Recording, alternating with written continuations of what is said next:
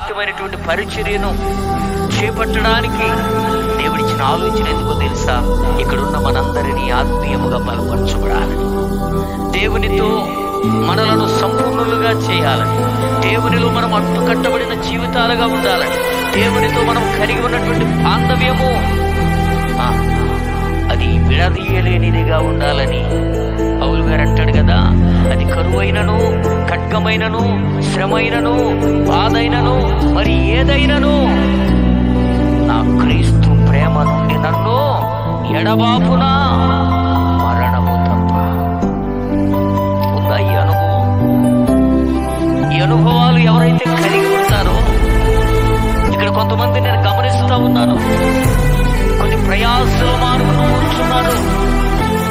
ఆ ప్రయాసలకు వారు కొనసాగితే వారికి లాభమే, కానీ దీనిని మించిన లాభము కాదని ఎంచుకున్నారు గనక దేవుడు వారికి దేవుడై ఉంటాడు. స్తోత్రం చెప్పండి గట్టిగా, హల్లెలూయా. ఏ కుటుంబం అయితే దేవుని కంటే మించినది కాదు, జీవము కలిగిన దేవుని మాటల కంటే, జీవము కలిగిన దేవుని సందేశముల కంటే, ఇదిగో మా మందిరములో జరుగుతున్నటువంటి ఈ ఉపవాస ప్రార్థన పండుగల కంటే నా ప్రయాసలు మించినవి కాదు అని ఎవరైతే సమయాన్ని హెచ్చిస్తారో,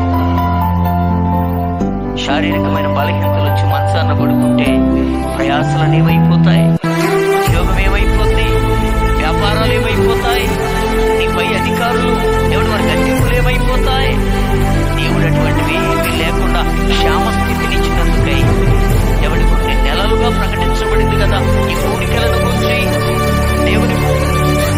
దేవుని పాదాల దగ్గర మొరపెట్టాలి. ఆశ కలిగిన ప్రాణమును దేవుడు తృప్తిపరుస్తాడండి. నువ్వు నిజంగా అయ్యా నేను నా కుటుంబం అంతా కూడా అయ్యా నీ సన్నిధిలో ఉండాలి, ఆ 3 దినాల ఉపవాస ప్రార్థనలో ఖచ్చితంగా మేము నీ సన్నిధిలో ఉండాలి, మాకు ఎటువంటి ఆటంకాలు అడ్డులు లేకుండా సహాయం చేయమని నువ్వు హృదయపూర్వకముగా తనకు నిజముగా మొరపెట్టు వారికి ఆయన సమీపంగా ఉంటాడు.